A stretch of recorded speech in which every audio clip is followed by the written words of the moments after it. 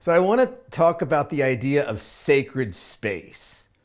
Okay, and to begin with, I guess I would like to start with the word sacred because it's used in religious context in different ways, and I want to be specific. The way I'm using the word sacred in this talk is something that's it can be religious, it can be spiritual, it can be, but it's I'm really after something that like is precious to us. Okay, it's like precious. It like matters a lot. Okay, and it's something that we're willing to stand up for and and take action over because it matters that much. Okay, so that I just wanted to talk about that, and we'll flesh this out. I guess mostly I'll flesh this out as we go along here. So then a question that's often that maybe you've heard, it's often asked is like so what is sacred to you? And this usually elicits response. It could be conceptual ideas, freedom and personal freedom and, in respect or just different things. And they get kind of conceptual and they're really important. It's really a great question of inquiry is to ask what is sacred to you? It's almost like what matters to you? But I want to take that question and I want to even make it more specific. I want to, like a lot of the concepts I've been that I've been working with, hopefully we've been working with in these videos is like it's taking things that we usually put out here and it's bringing them home to us. So if we do that with sacred space, it's like in the idea of sacred, I want to reframe the question as like, what is sacred about you? What is most sacred about you? Okay, what is most precious?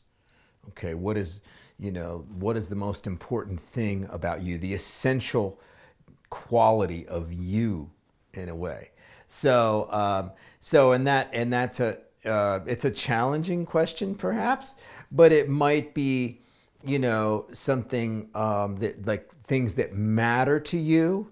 It might be, you being open-hearted and loving and vulnerable and the things that almost bring tears to your eyes that like matter the most to you and the things it might be the idea of like your beauty or your essential nature, or your heart or the things that are just the sweetness about you, the preciousness of you, of your heart. Okay, and so like once we find what is sacred about us, what's sacred in us, and what are the sacred parts of us, okay, then it's like, okay, so what do we do this? Then we can bring in the idea of sacred space. So sacred space, then it would follow that the things that are sacred about us, sacred space would be the places that it's safe to let those things out. And maybe that's in your home, maybe that's in nature, maybe that's in church, maybe that's at a spiritual retreat, at a Zen center, wherever that is, it's like, where is it safe to, maybe it's a group of friends, we have like a sharing circle. And my intention, as the facilitator of that circle, is that's a place that it's safe to allow your genuineness is another good way to talk about sacredness, like your genuineness and your true honesty, your truth, like it's safe to speak your truth and allow the things that are sacred to you out. That's another really good framework to what is sacred about you is your truth, and so if it's safe to be that and allow that out, then it's like it's sacred space. An example of this, when we smudge, I'm looking for, this is going to be the smudge bowl here. I use an abalone shell often, and there's sage in it. We light the sage. And one of the things we do, I need to move up here, is at one point, I hold it in front of my heart, and then I bring the sage with my right hand behind my back, grab it with my left, and go full circle and bring it back in front of my heart again. And as I do that, in my tradition, as we do that, it's as I bring myself into my sacred circle. you know. And so that sacred circle is our sacred space, you know. And so so that's like a place. Now we do that before we go into a ceremony, or before I want to be really, really present, or being committed to being really present and committed to being really authentic. And I'm saying, like, I'm showing up here. I'm in the center of my sacred circle. And then we say, in the center of the sacred circle is like the center of the universe. It's like, because that's where I'm at one with everything. There's like no separation. I'm in separation to nothing. And everything there is accessible. So that's an example of the power, if you will, of that sacred space, you know. And then so another idea of sacred space is, once we have places that are sacred and people that are sacred, then the next level of that, of kind of embodying that sacred space, if you will, like taking it with you, is that then, you know, how do you make wherever you are sacred, you know? And you know, even in a challenging place, like, how do you take that sacred space with you into the world? Which, if you may have noticed, in our world, we don't always, you know, our culture's lost some of the ideas. There's not a lot of things that are sacred in our culture anymore. Or maybe the things that are sacred in our culture aren't sacred to me anymore. Maybe that's what it is. But anyway, you know, so how do we take that with us? You know, and so then if I speak my truth and someone makes fun of it, you know, then am I willing to stand up and saying, hey, that's not okay? And this brings in the idea of kind of our warrior energy. Like, are we willing to bring our strength and stand in our power and bring our warrior energy, and then say, excuse me, but no, that's not okay. That's really important to me. I shared something vulnerable and you're making fun of it. Not cool, you know? And that's the idea of bringing this warrior thing.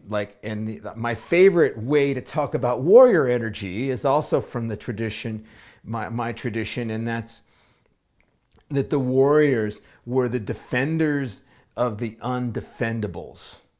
Okay, now at the time, you know, it might have been, children would be a great example of undefendables, right? You know, little children, they're not able to defend themselves. So the warrior society of a clan, it could be an Aboriginal clan, a Native American clan, a warrior society defends the undefendables.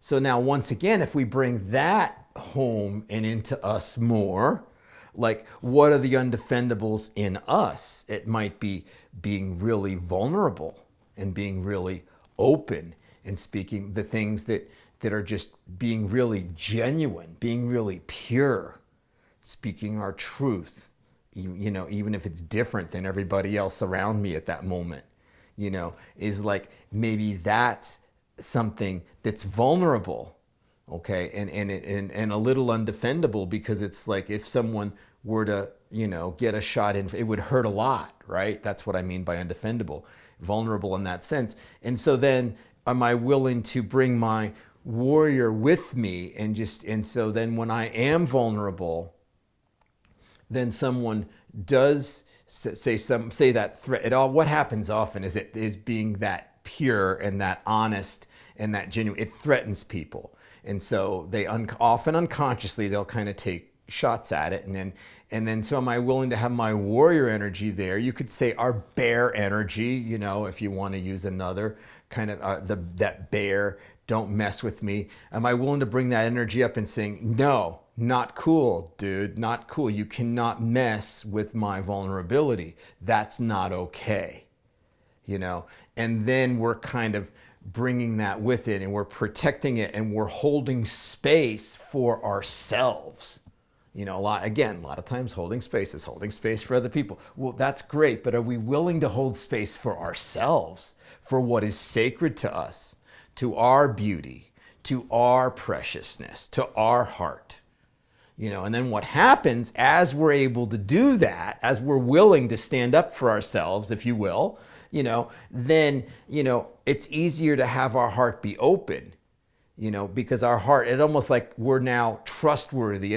Our heart can, our more subtle qualities of our heart can come out because they trust that we're holding space for them. They're trusting that we're keeping them sacred, that we're keeping, it's in a sacred space, and we're making sure it's a protected space. So then that can come out. Even in like some of the inner child work I've done over this last year, it's like when I first met my inner child, that sounds kind of funny. But when I first started working with about a year ago, it was this little boy, and he was looking at me like, I don't know if I trust you. You've abandoned me before, and I don't know. He was like, and then I had to like hold space for him and really listen and really care. And then he started, kind of trusting me more and coming out more. And it's like that with our heart too. It's like it kind of comes out more. So if we're willing to create, sacred space for our heart's going to be more naturally open more.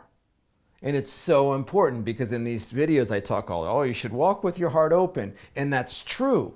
But if you're going to walk with your heart open, we should, have a sacred space for our heart to be open. And then ideally we can take that with us. So that is my video for this week. Thank you so much for watching.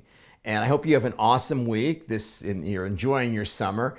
And that as you walk, you can think about, like what is most sacred in you, and how can you create space for yourself to be sacred in that way, to be precious, and to allow your beauty out in a safe and a beautiful way.